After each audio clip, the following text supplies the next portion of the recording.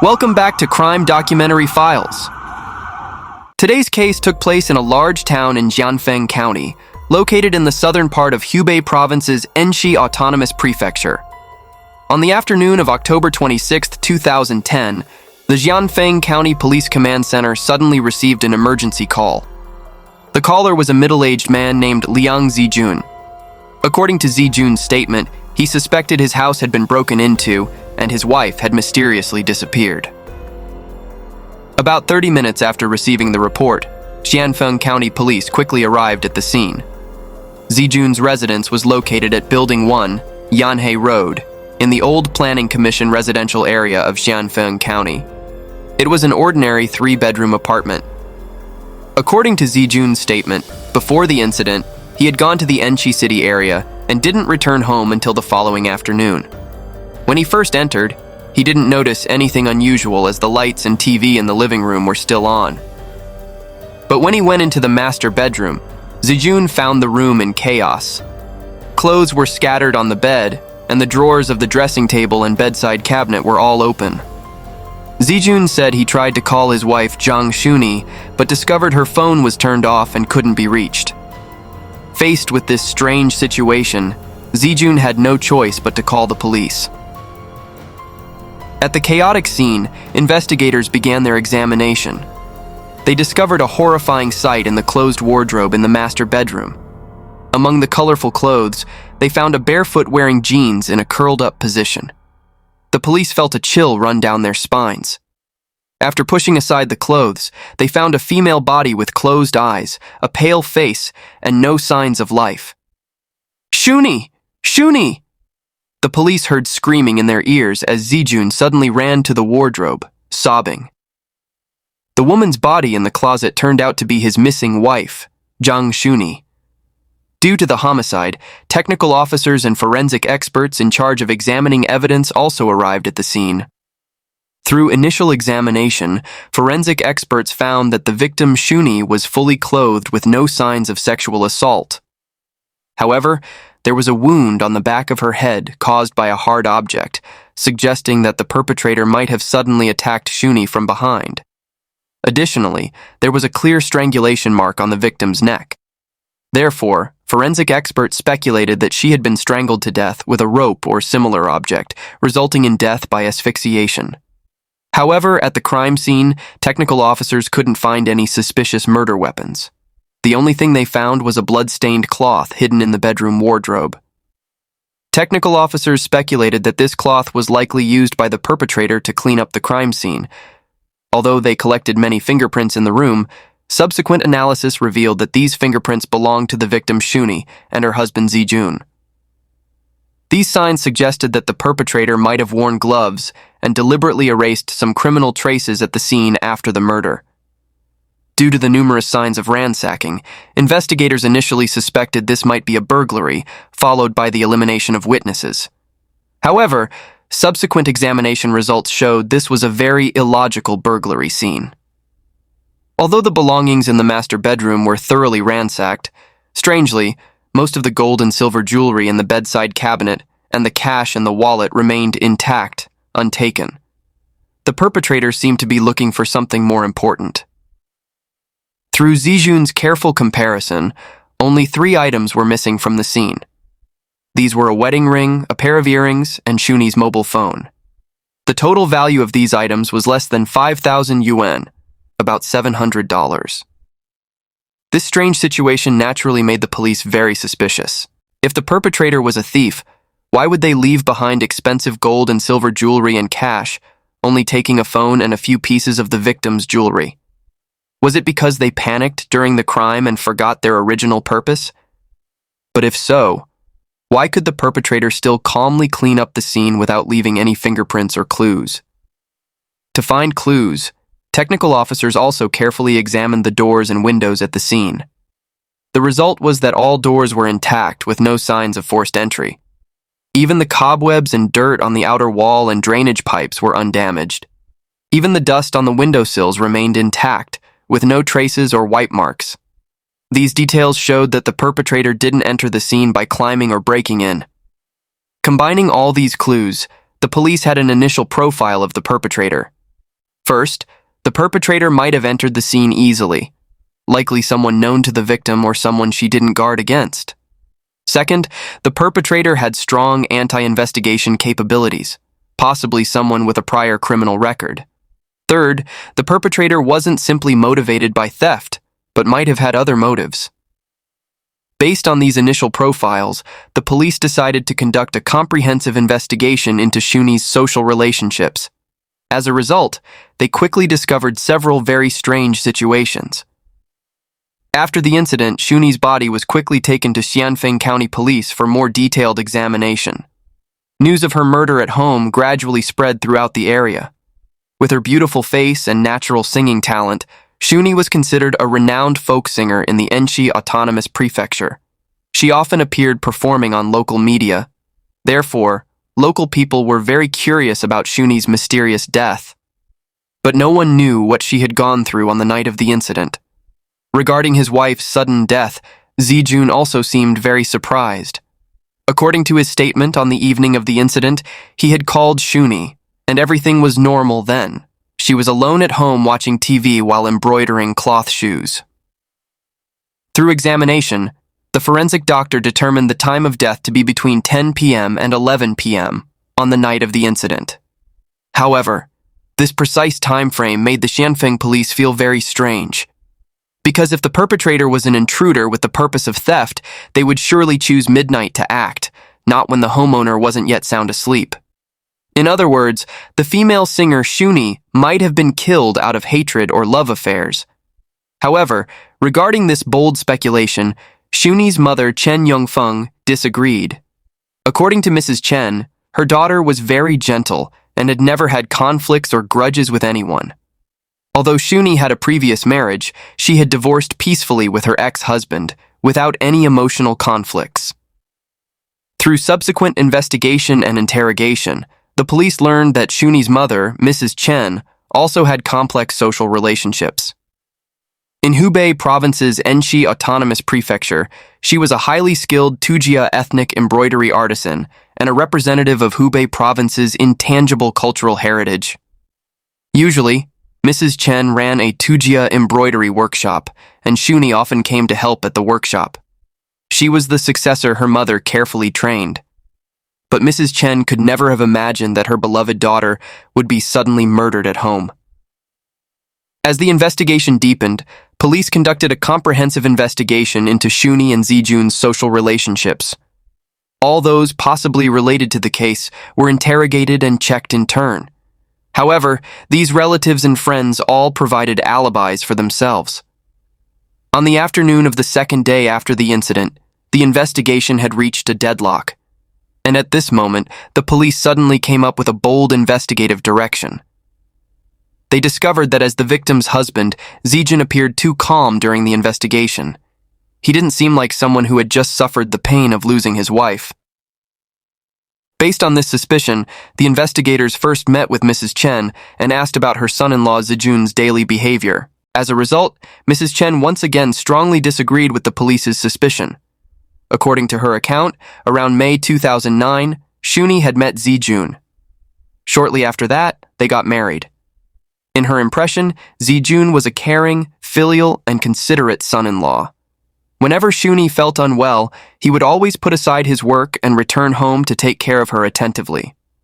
Although in the eyes of outsiders, the marital relationship between Tae-yun and Soo-yeon was very harmonious, the police still felt there was something strange about Tae-yun's behavior after the incident. To not miss any possibilities, the police decided to investigate his specific whereabouts before and after the incident. According to Tae-yun's statement on October 25th, before the incident, he went alone to the central hospital in the Enshi city area for a medical examination and didn't return home to Shanfeng County until the afternoon of October 26th. To verify Tae-yun's statement, the police later went to the Enshi city area to collect surveillance footage and relevant witness statements. According to a street surveillance camera in the Enshi city area, at 7:02 p.m. on the night of the incident, Tae-yun was walking on a local street. Additionally, investigators found a local hotel employee. According to this employee's statement, around 10 p.m. on the night of the incident, Tae-yun was indeed in the hotel and had talked with him. The distance from the Enshi city area to the crime scene in Xianfeng County was about 62 miles. Even calculating at 62 miles per hour, it would take more than an hour to travel from the Enshi city area to Xianfeng County. In other words, Tae-yun would hardly have had enough time to travel between the two locations to commit the crime. After the suspicion about Tae-yun was eliminated, the police investigation once again reached a deadlock. At this point, they hadn't yet realized that the breakthrough to expose the whole truth of the case was quietly lying in an inconspicuous corner of the scene. 3 days had passed since the incident. Tae-yun and Mrs. Chen came to the police station almost every day to ask about the progress of the investigation. Along with the local people's buzzing discussions, the police were under great pressure to solve the case. To find a breakthrough, the then Deputy Chief of Xianfeng County Police, Zhang Rongjong, decided to return to the scene with 2 technical officers for a second examination. After the incident, the victim's room had been completely sealed off by the police. The entire scene still maintained its initial state after the crime was reported. Although the perpetrator had carefully cleaned up the scene, this time Rongjong and his colleagues still collected an incomplete shoe print in an inconspicuous corner of the living room. Through measurements, technical officers discovered this shoe print came from a size 6 US shoe. This discovery made them very excited because the shoes Tae-yun wore when entering the scene were size 8.5 US. In other words, this size 6 shoe print wasn't left by Tae-yun.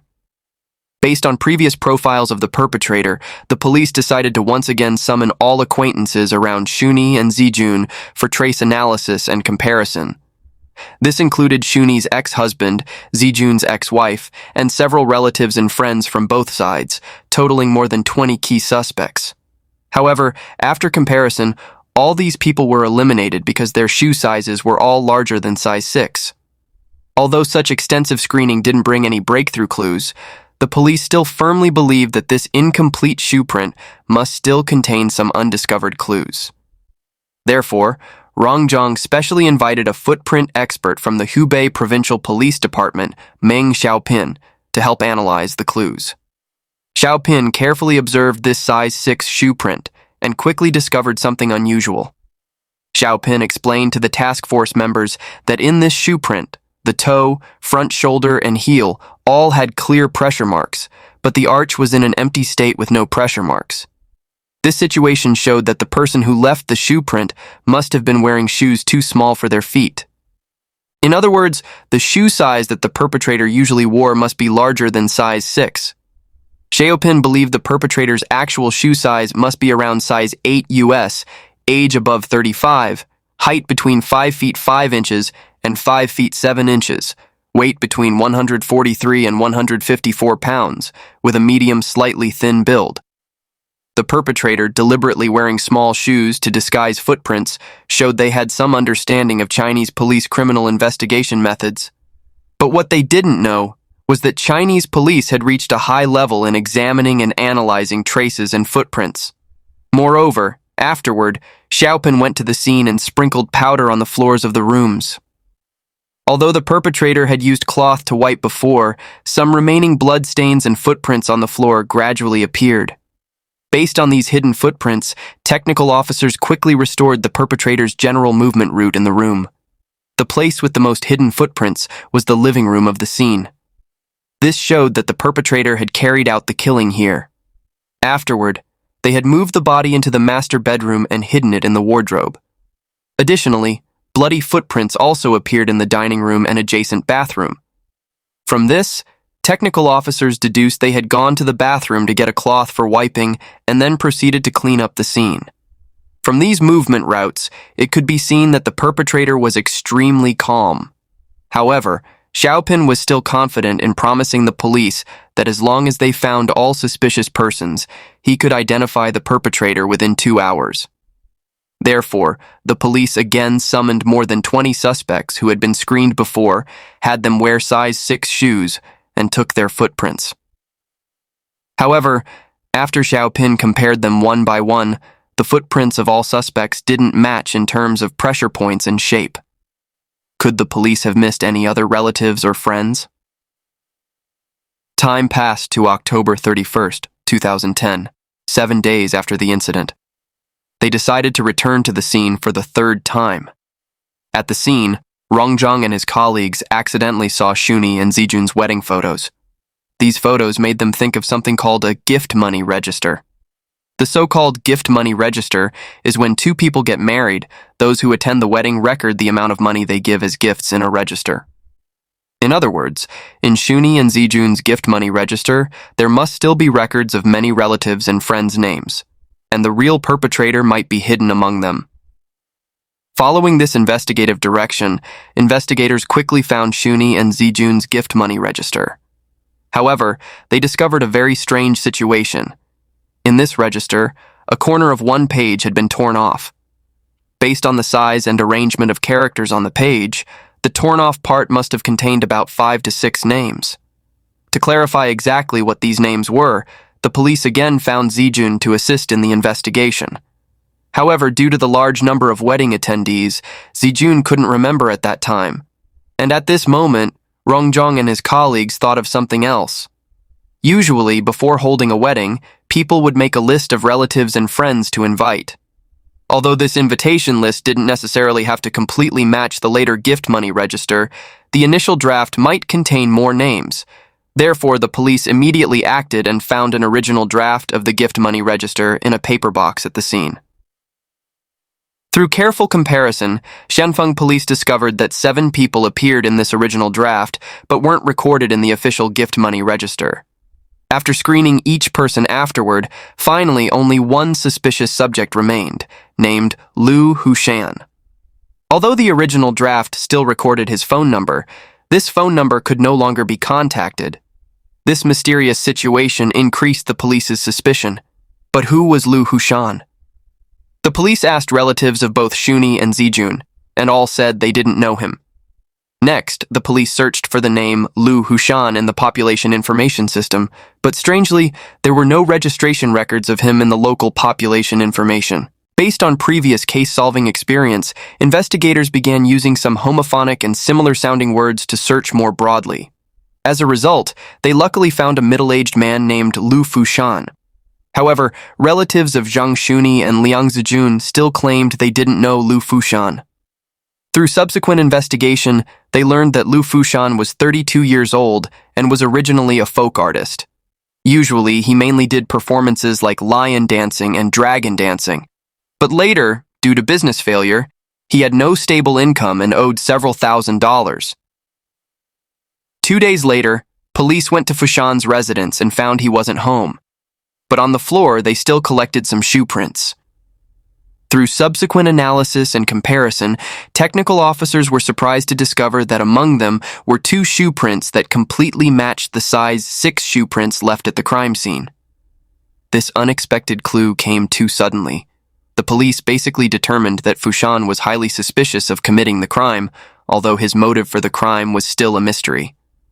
After many efforts to search, the police finally got clues about Fushan's hiding place from a mahjong parlor. About 5 days ago, he had moved into a relatively remote rented room on the outskirts of a town in Shanfeng County. To avoid alerting the suspect, police decided to implement a secret arrest operation. First, they organized a tight surveillance around the boarding house, then sent 6 plainclothes officers to secretly enter the room where Fushan was staying. In less than 30 seconds, the plainclothes officers subdued and handcuffed him. However, the interrogation after the arrest didn't go smoothly. Faced with police questions, Fushan first remained silent for a full day and night, then refused to admit any connection to Shuni's death. The interrogation officer had to present the footprint evidence comparison. At this point, Lu Fushan finally spoke up and posed a thought-provoking question, and this question directly exposed an extremely carefully concealed conspiracy. In the interrogation room, the suspect Fushan's first words made the investigators feel somewhat puzzled. He asked, "If someone uses a knife to harm another person, who bears the greater guilt, the person or the knife?" Initially, the police felt Fushan seemed to be asking a meaningless question. But after careful consideration, the interrogation officer suddenly realized that Fushan was implying that he was merely a knife, and behind him was a mastermind who borrowed the knife to kill. After multiple interrogations, he finally admitted to the crime and revealed the mastermind who directed him to commit the murder. And this mastermind was none other than Liang Zijun, the victim's husband. According to Fushan's confession, he and Zijun were former colleagues. Later, they had also done business together. Although the business failed, they maintained close contact afterward. Fushan stated that Zijun had instigated him to kill his wife Shuni to collect a large insurance payout. And under Zijun's meticulous plan, this murder scheme for insurance fraud had attempted 4 times, only succeeding on the final attempt. On December 28, 2010, police arrested suspect Liang Zijun. However, when faced with irrefutable evidence, Liang Zijun uttered a shocking statement. "Whoever marries me, I would kill them." It turned out that the marriage between Zijun and Shuni had been a carefully designed trap from the beginning. According to Zijun's confession, he was originally a worker at the Xianfeng tobacco factory, then switched to working as a driver for his brother-in-law's mining company, earning over 3,000 yuan, about $440 per month. However, whether it was the stable job at the tobacco factory or the daily hard work of driving, these laborious jobs made him feel dissatisfied. He desperately wanted to escape ordinary life, always dreaming of becoming rich overnight to live a luxurious life. But the path to wealth seemed to always be unlucky for him. Until one chance occasion, Zijun said he had watched a Western movie about insurance fraud by killing chickens. Afterward, the unfulfilled dream of wealth in his heart seemed to suddenly be ignited. After some thought, he conceived a cruel scheme. He decided to apply the method from the movie to his wife. At that time, Zijun was still not divorced from his ex-wife Sun Mu-king. To implement the plan, he first found multiple insurance policies for Mu-king and created opportunities for her to sign insurance applications. But unexpectedly, Mu-king refused and told him, "Our family is already so poor we don't have enough money to spend. Why do we need to buy so much insurance?" At this point, Zijun feared the insurance fraud plan would be exposed, so he temporarily suspended the plan. Not long after, he proposed divorce to Mu-king. However, after the divorce, Zijun still didn't give up his path to wealth. He continued to look for his next target. Due to work, he later became acquainted with Zhang Yongjian, the director of the Xianfeng County branch of Enshi Transport Company. And Zhang Yongjian was Zhang Shuni's father.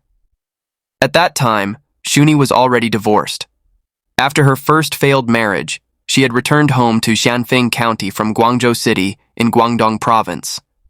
Under the matchmaking of Mr. Zhang Yongjian, Zijun, who appeared honest and simple on the outside, very naturally got to know the beautiful singer Zhang Shuni. In Zijun's eyes, Shuni had grown up in a well-off family, had a rather naive personality, and didn't guard against others. Without doubt, this was a rare target. With Mr. Zhang Yongjian's help, he quickly won Shuni's heart. As for the plan to kill his wife for insurance money, he still never gave up. Even before marriage, on July 15, 2009, Zijun had bought Shuni her first personal accident insurance policy with a maximum coverage of 240,000 yuan, about $35,300. But at this time, Shuni was immersed in passionate love and had no suspicion about his evil scheme. Until October 1, 2009, 41-year-old Liang Zijun and 29-year-old Zhang Shuni officially married. Less than 3 months after marriage, Zijun continued to push forward with his plan. On December 15, 2009, he bought a second insurance policy for Shuni, and this time the maximum coverage was 500,000 yuan, about $73,500. Not long after, he persuaded his wife to buy a third personal accident insurance policy with a maximum coverage of 320,000 yuan, about $47,000. At this point, the total death benefit from Shuni's 3 insurance policies had reached 1,060,000 yuan, about $155,800. And of course, the beneficiary of all these insurance payouts was Liang Zijun. After everything was prepared, he began implementing the second part of the plan, which was borrowing a knife to kill. First, he approached his former colleague Lu Fushan and revealed the entire plan to kill his wife for insurance money. Initially, Fushan showed hesitation at Zijun's proposal, thinking the plan was too risky and dangerous. However, when Tae-yun offered a payment of 60,000 wen, about $8,800, Fushan, who was drowning in debt, began to waver. Seeing Fushan still hesitating, Tae-yun decided to increase the temptation. He promised that once he received the insurance money, Fushan would receive 100,000 wen, about $14,700, in payment. When hearing this huge sum of money, the previously hesitant Fushan immediately agreed. Thus, this dirty exchange was established. After the Chinese New Year in 2010, the two decided to act. Tae-yun secretly directed Fushan to monitor Shuni and choose an appropriate time to strike. To avoid suspicion, he specifically requested leave from his unit for 2 days and lied about going to Chongqing City for medical treatment. However, during the surveillance, Shuni happened to go out with friends, so Fushan couldn't find a suitable opportunity to strike. After this first failed attempt, Tae-yun realized that if they wanted to execute the plan, they needed to think of a more discreet method. By May 2010, Tae-yun took advantage of his job as a driver at the mining company to secretly bring home some explosives and detonators. This time, he decided to use a detonation device to create a fire, disguising it as a sudden accident to achieve the purpose of destroying the body. According to Tae-yun's confession, he had secretly hidden explosives behind the gas tank in the kitchen, then placed detonators beside it. Finally, he placed a mosquito coil next to the detonators.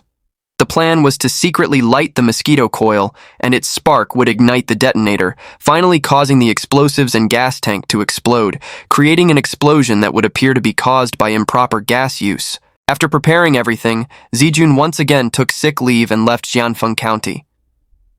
Meanwhile, Fushan took Liang Tae-yun's house keys and secretly broke into the apartment. He hid behind the living room curtains, quietly waiting for Shuni to return home. According to Fushan's account, he planned to wait until Shuni went to shower, then light the mosquito coil and quietly leave.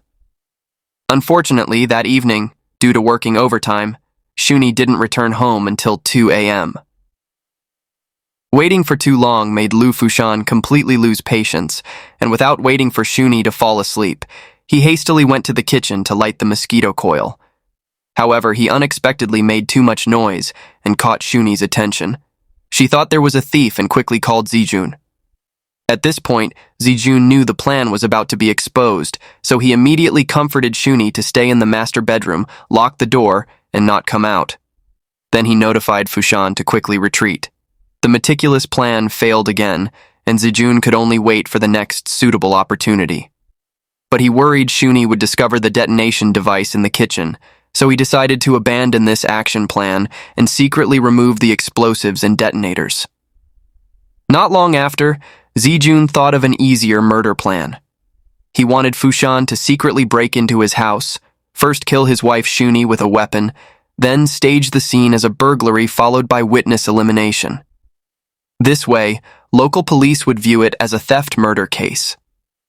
As long as Fushan cleaned the scene thoroughly, the police wouldn't be able to investigate them.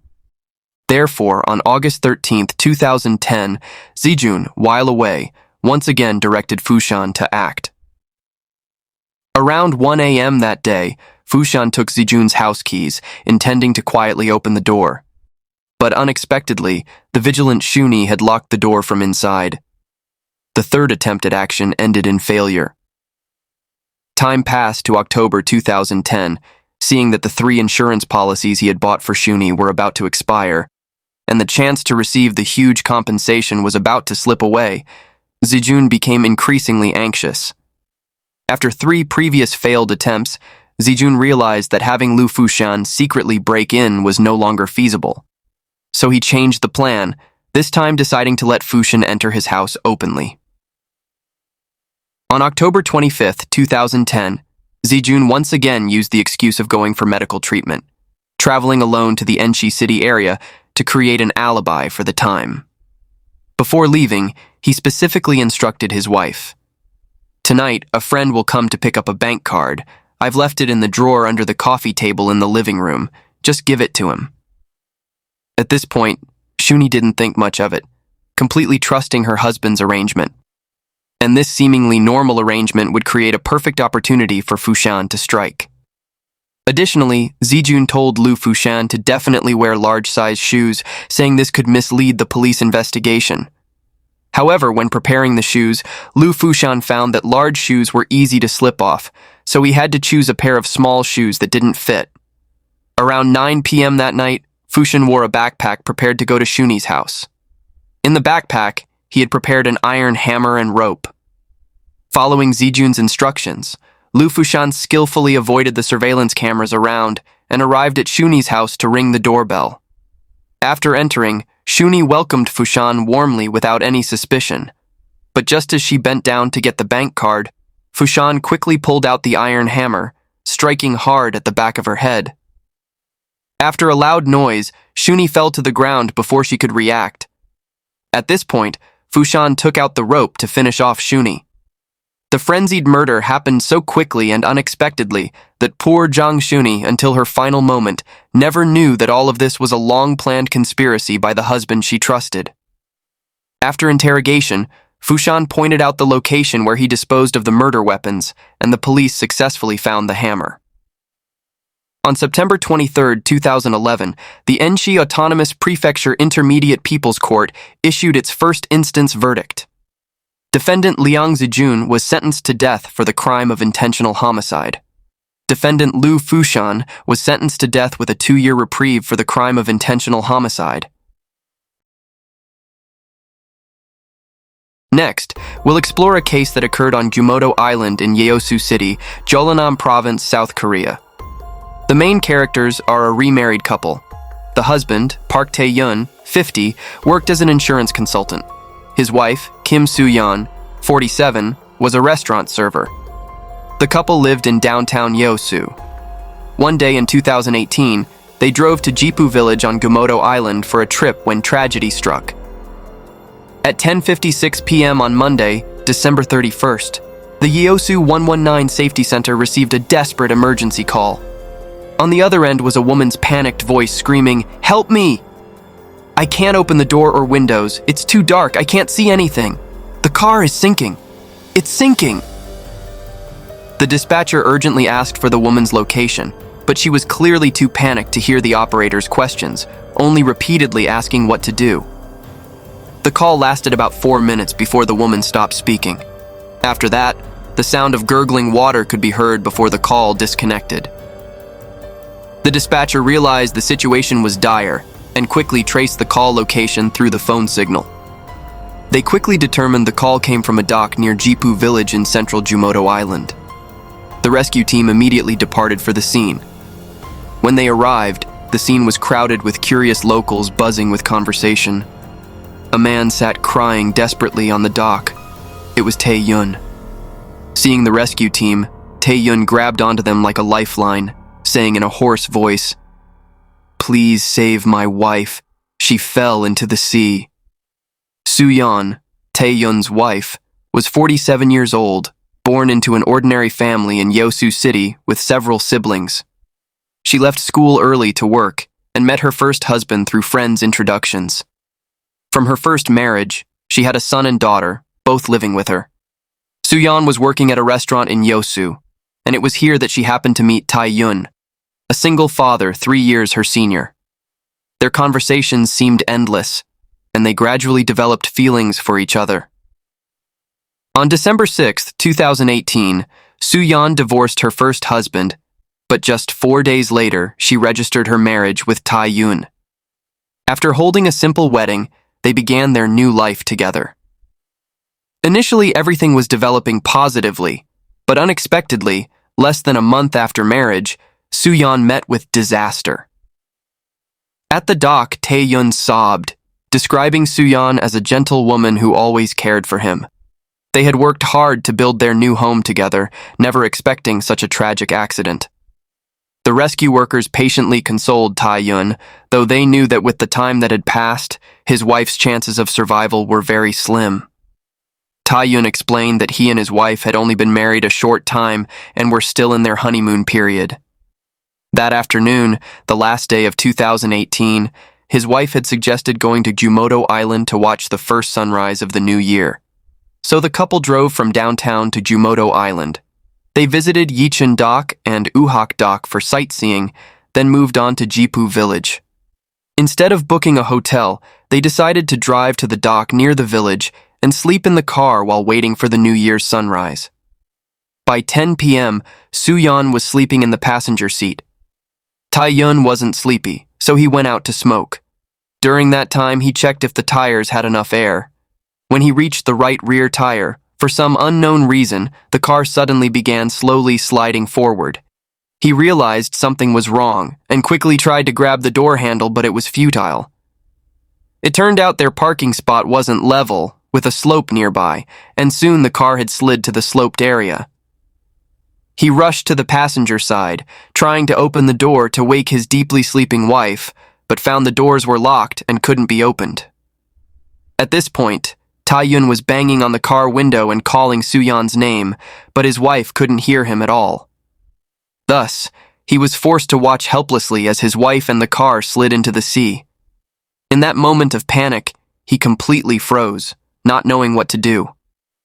The car slowly sank, each moment passing like a nightmare that he could see clearly. He stood on the dock screaming desperately, hoping his shouts might wake Soo-yeon and she would find a way to escape. When he heard faint cries for help coming from the sinking car, he jumped into the sea to save his wife. But because he couldn't swim, and with the pitch-black night making it impossible to see the water's surface, after several failed attempts, he had to return to the dock in despair. Tae-yun tried to call for help, but realized his phone was left in the car. He stood on the dock shouting loudly, hoping someone nearby would hear. But it was already past 10 p.m., and there was no one around the dock. With no choice, he had to run toward the village for help, finally running into a guest house to seek assistance. With the guest house owner's help, he called the 119 rescue team. When he returned to the dock, the car had completely disappeared beneath the dark water, with no trace of his wife. Realizing nothing could be done, he collapsed onto the dock, sobbing in desperation. The bad news spread quickly, and villagers began gathering. However, on that pitch-black night, no one dared risk going into the sea for a rescue. Everyone stood helplessly, waiting for professional rescue workers to arrive. As soon as the rescue team arrived at the scene, they discovered several suspicious details. First, the protective railings on both sides of the dock were very sturdy, but one section was severely deformed as if it had taken a strong impact. A fisherman working there confirmed the railing had been intact before. Even more suspiciously, although Tae-yun claimed he had jumped into the sea trying to save his wife, his clothes were strangely dry. From these irregularities, the rescue workers formed a bold hypothesis. They suspected this wasn't simply an accidental tragedy, but possibly a carefully orchestrated plan by Tae-yun. They immediately notified the police. Receiving the report, police quickly arrived at the scene. When Tae-yun saw the police appear, he showed momentary surprise but quickly regained composure and declared his willingness to cooperate with the investigation. Faced with police questioning, Tae-yun firmly maintained his initial statement, insisting his wife's accident was unintentional. When asked about the deformed dock railing, Tae-yun claimed no knowledge of this, suggesting it may have been damaged before they arrived.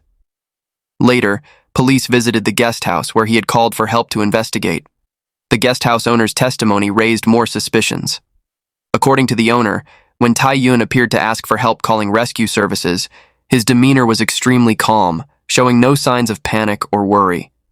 He even casually walked around the guest house, appearing no different from a normal guest aside from requesting to use the phone. This behavior made police increasingly suspicious. It was hard to understand how someone witnessing their spouse in life-threatening danger could maintain such unusual composure. This clearly wasn't the natural reaction of a husband in that situation.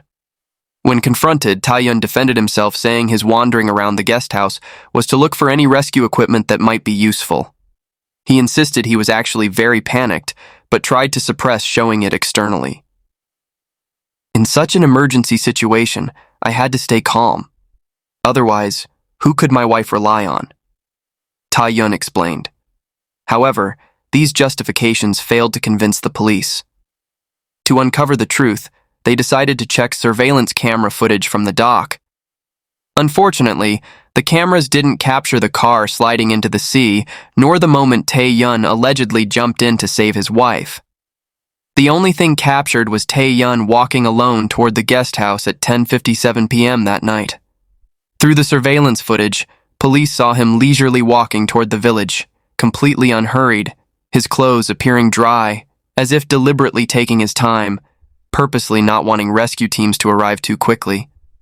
Regarding this, Tae-yun explained that he had never been to Jumoto Island before, wasn't familiar with the terrain, and additionally, it was dark, and he couldn't see the road clearly, which is why he walked so slowly. During the investigation into the suspect's background, police learned that Tae-yun, age 50, working as an insurance consultant, had a failed previous marriage. From this marriage, he had 3 daughters. Initially, the family lived a modest but peaceful life. However, gradually, his ex-wife began feeling dissatisfied with his earning capacity, frequently complaining that he couldn't provide a better life for her and their children. Financial conflicts became increasingly intense, leading to endless arguments. Finally, the marriage ended and the 3 daughters lived with Tae-yun. Wanting to provide a better life for his children, Tae-yun constantly changed jobs, from server to salesperson. However, in December 2012, desperate with debt reaching 80 million won, approximately $61,500, he and a friend committed a robbery of 52 million won, approximately $40,000, in Yosu and were quickly arrested by police. When arrested, Tae-yun confessed his crimes frankly. He explained that with 3 school-aged children, tuition fees were an unavoidable burden, and he only resorted to crime out of desperation. For the theft charge, he was sentenced to 2 years and 6 months in prison. In 2014, after completing his prison sentence, Tae-yun survived on temporary jobs and driving tourist buses. In May 2018, he applied for an insurance consultant position but was rejected due to his criminal record. Later, he applied for a similar position at another company and was hired. After joining the company, Tae-yun focused on learning the business through training programs, quickly mastering insurance product details and compensation clauses. Notably, he actively researched potential customer information and skillfully created chance meetings for approaching them. Through these efforts, he rapidly became proficient at his job and achieved impressive sales results. In late September 2018, Tae-yun noticed Soo-yeon, a potential customer on his insurance prospect list. Discovering she worked at a restaurant he frequently visited, he meticulously planned to accidentally meet and approach her under the guise of insurance consultation. Learning she was separated and preparing for divorce, Tae-yun became increasingly active in maintaining contact, from travel opportunities to attractive insurance package offers. This strategy proved effective as they quickly developed romantic feelings for each other. On October 26th, under Tae-yun's persuasion, Soo-yeon purchased a total of 3 insurance products, including 2 policies with coverage of 1 billion won, approximately $770,000. On November 9th, he had her buy dental insurance, and on November 20th, she purchased another policy worth 100 million won, approximately $77,000. At this point, being deeply in love, Soo-yeon had no suspicions and continuously signed insurance contracts following Tae-yun's sweet talk. To create an impression of financial capability, he sold his old car to buy a used luxury car, the same fateful vehicle that would later sink into the sea. Not stopping there, Tae-yun painted a beautiful future vision by promising to buy land on a beautiful island and build a house for their retirement together. Completely convinced by Tae-yun's promises, just 4 days after finalizing her divorce, Soo-yeon hastily married him. Immediately afterward, from December 12th to 13th, Tae-yun began suspicious activities. First using Soo-yeon's name to buy damage insurance for his car, then changing the beneficiary in all her insurance contracts to his name. He even secretly transferred the beneficiary rights to his brother without informing Soo-yeon. During the investigation, police questioned Soo-yeon's 2 children about their stepfather. Her older son said his stepfather was very good, often taking care of him, treating him to fancy restaurants whenever he had free time, and taking him to interesting places. He quite liked his stepfather. After his mother remarried, she seemed much happier. Before the incident, his mother had been acting normally, with no strange behavior. Soo-yeon's younger daughter also said she had a good impression of her stepfather. Initially, she worried that after her mother remarried, she might pay less attention to her brother and herself, but that wasn't the case. Their stepfather was meticulous, sometimes even more attentive to her than her mother. Despite Soo-yeon's children portraying Tae-yun as a devoted stepfather, police remained cautious. They believed the brief time since the marriage wasn't sufficient to evaluate Tae-yun's true character. In further investigation, police discovered that after marriage, Tae-yun had changed the beneficiary of 6 insurance policies Soo-yeon had purchased to his name. The total coverage of these 6 contracts amounted to 1.25 billion won, approximately $962,000, primarily related to death by accident, traffic accidents, and similar circumstances. Police believed this was Tae-yun's motive. He had carefully planned this accident, aiming to collect this enormous insurance payout. As an insurance consultant, he understood every insurance clause in detail. After coincidentally meeting Soo-yeon, he had targeted her insurance policies. He hadn't truly loved her, but pretended to pursue her, quickly marrying her after gaining her trust and rushing to change the beneficiary names to his own. After everything was prepared, he lured Soo-yeon to Jumoto Island to execute his sinister plan. Police also learned that Tae-yun lived modestly, had 3 daughters to support, faced significant life pressures, and struggled financially. Someone had seen him write a note in his phone titled, "My Life Philosophy," which included the line, "I don't want to pass poverty down to my children." Although all clues pointed to Tae-yun murdering his wife, he continued to deny it, instead accusing the police of making wild speculations without concrete evidence in their attempt to blame him. Subsequently, police questioned Tae-yun's 3 daughters. They all stated that their father was an honest, upright person. Although he had made mistakes in the past, these were due to life's pressures and didn't mean he was a bad person. Since their parents' divorce, their father had shouldered all their living expenses. He was frugal with himself and had never mistreated them. By the afternoon following the incident, police had recovered the car from the seabed. It was a silver-gray 2008 Genesis. Upon inspection, the front windshield was completely shattered, the rear had clear impact damage, and the trunk was open. Soo-yeon was found in the passenger seat, showing no signs of life. 2 phones were found in the car, one belonging to Soo-yeon and one to Tae-yun, both unusable due to water damage. The forensic report showed Soo-yeon died from drowning, with time of death around 11 p.m. on December 31st. After recovering the car, police quickly discovered suspicious points. According to Tae-yun, the car should have slid into the water front first, so the broken windshield could be explained by water pressure or underwater rocks. But if the rear entered the water last, why was there impact damage? And why was the trunk open? Additionally, police found another suspicious detail in the car. The gear shifter was in neutral, N. This was unusual. Tae-yun had parked at the dock to wait for sunrise. Leaving the car in neutral would risk it rolling, unless that was intentional. During police questioning, Tae-yun offered an explanation for the sequence of events. According to him, the car was initially parked at the dock's edge as it was an ideal spot for watching the sunrise. However, his wife felt unsafe there and asked him to back up. During this backing up process, he accidentally hit the protective railing, causing its deformation. Afterward, he habitually left the car in neutral and got out to check the situation. At that moment, the car unexpectedly slid into the sea. As for the open trunk, he suggested it might have been forced open by water pressure as the car sank. However, this testimony revealed serious contradictions with his previous statements. Notably, in his first statement, he firmly claimed no knowledge of the damaged railing, but now admitted he had backed into it. This inconsistency in his testimony further increased suspicions about his role in the incident. Significantly, Tae-yun had worked as a tourist bus driver, indicating his driving skills were excellent, and he would have known the danger of leaving a car in neutral. Such a basic error seemed unlikely from an experienced driver. Regarding this, Tae-yun explained that he hadn't known an accident would happen to his wife. If he had, he would certainly have put the car in park. He said he hadn't thought much about it at the time, believing that getting out to check the car briefly would be fine with the car in neutral.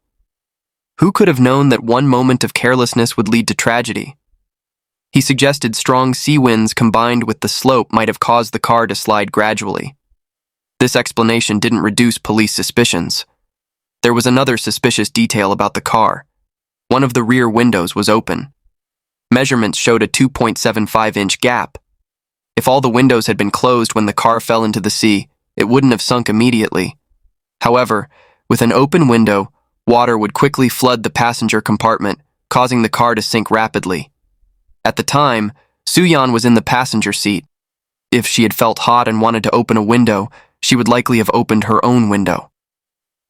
But when the car was recovered, the passenger window was tightly closed, while the rear window was slightly open. This couldn't help but raise suspicions. Police suspected Tae-yun had deliberately opened the rear window to make the car sink faster. But Tae-yun expressed outrage at this speculation, saying the open rear window was his wife's idea. He claimed she had initially opened her passenger window because she felt hot, but later closed it due to strong winds and asked him to open the rear window instead. This way, they could have some ventilation without too much cold air. Although Tae-yun tried to deny his crime, by this point, all evidence suggested Soo-yeon's death was not a simple accident. With a clear motive established, police arrested him on suspicion of intentional murder. According to the investigation results, on the night of the incident, Tae-yun had parked the car on the dock slope, used poor air circulation as an excuse to open the rear window, and then had intimate relations with Soo-yeon in the car. Afterward, claiming discomfort, he backed up the car, saying they would go to a hotel. During this process, he deliberately hit the protective railing, then used the pretext of checking the damage to put the car in neutral without engaging the parking brake. He got out of the car alone for inspection, causing Soo-yeon and the vehicle to slide down the dock's ramp into the sea. 1 year after the incident, the trial opened at the Suncheon branch of the Gwangju District Court. At trial, the prosecutor argued that defendant Park Tae-yun, due to financial difficulties, particularly the pressure of supporting his daughters after divorce, had planned this incident. He murdered Soo-yeon, disguising it as an accident to fraudulently collect insurance money.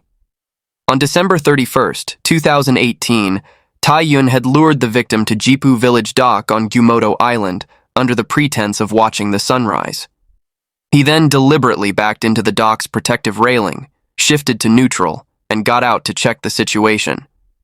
Subsequently, Tae-yun pushed the car from behind, causing it to slide into the sea. The defense argued that while Tae-yun did have debt problems and wasn't wealthy, his situation wasn't desperate enough to commit murder for money. Moreover, there was no evidence showing he had pushed the car after exiting it. They suggested the car might have accidentally slid into the sea due to strong winds. The prosecutor maintained that Tae-yun's financial difficulties were his motive for the crime. Additionally, as an experienced driver, leaving the car in neutral was clearly intentional. Opening a rear window in cold winter weather was highly unusual. Latest investigation results showed the defendant had visited the scene on December 24th, a week before the incident. This behavior raised further suspicions.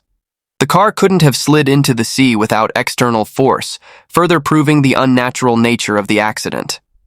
After a period of trial, the court found defendant Tae-yun guilty of intentional murder and sentenced him to life imprisonment. After the trial concluded, Tae-yun, dissatisfied with the verdict, appealed to the Gwangju High Court. At the appellate court, defendant Tae-yun declared his complete innocence, stating he had never wronged his wife and wouldn't scheme such an act for insurance money. Though he had financial difficulties, he wouldn't do something so crazy. The car's slide into the sea could have been caused by multiple factors, and it couldn't be proven that he had pushed it. According to the police simulation experiment at the scene of the situation of a car in N gear sliding into the sea, there are 3 cases.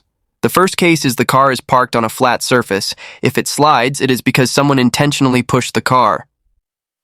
The second case is the car is parked on a slope, and as soon as the handbrake is released, it will slide. The last case is the car was originally parked on a flat surface, but the person in the passenger seat moved the position, causing the car to start sliding. Through these 3 simulations, it was shown that the critical point for the car to slide was not fixed.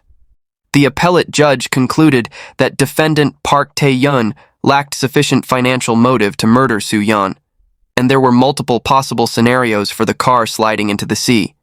They couldn't definitively prove Tae-yun had pushed the car. After deliberation, the court ruled that while Tae-yun wasn't guilty of intentional murder, he was guilty of negligent homicide.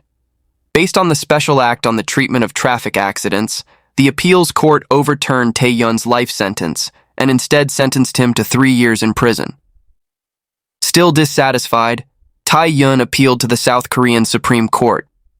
Ultimately, the Supreme Court overturned the appellate verdict and declared Tae-yun not guilty. The justices argued that while a defendant could be convicted based on circumstantial evidence alone, such evidence must be without any reasonable doubt. The defendant hadn't been the primary decision-maker about the entire Jumoto Island trip. The intimate relations in the car appeared to be at the victim's request rather than the defendant's initiative. Before the accident, the defendant's health wasn't good, showing signs of dizziness and wanting to go to a hotel to rest. There were indirect facts suggesting the accident wasn't intentional.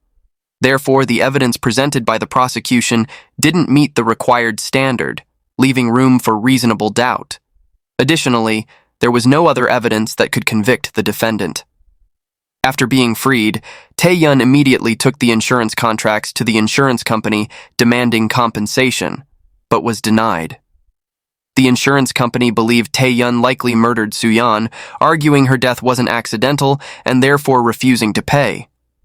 Subsequently, Tae-yun sued the insurance company. On December 12, 2022, the trial opened at the Seoul Central District Court. At trial, the defendant insurance company pointed out that although Tae-yun had been found not guilty, his changing of beneficiary information in many of Soo-yeon's insurance contracts was highly suspicious. Additionally, given the suspicious circumstances of Soo-yeon's death, they couldn't process the compensation. Plaintiff Tae-yun argued that the insurance company was trying to avoid payment by using this as an excuse. He had been found not guilty in the previous drowning case, and the insurance company had no right to use that as grounds for denying compensation. After a period of trial, the court ruled in favor of the insurance company. Tae-yun appealed. Finally, the appeals court reversed the decision, ruling against the insurance company and ordering them to pay all insurance benefits to Tae-yun. A year later, Tae-yun received the enormous insurance payout totaling 1.25 billion won, approximately $962,000. Some believe Tae-yun's purpose was clear from the beginning. He had meticulously planned everything, from changing insurance beneficiaries to his wife's accident, calculating each step carefully. As an insurance consultant, he understood legal loopholes and ultimately succeeded in receiving the massive insurance payout as intended. Others believe Tae-yun was innocent, arguing he alone couldn't have planned such a complex and sophisticated insurance fraud scheme. Perhaps everything was just a coincidence, and Tae-yun merely happened to become the final beneficiary. Convicting him might have been somewhat forced. Ultimately, the South Korean judiciary seemed to think so too. And that's it for today's 2 cases. What do you think about this case? Please share in the comments section below. Thank you for watching and see you in the next videos.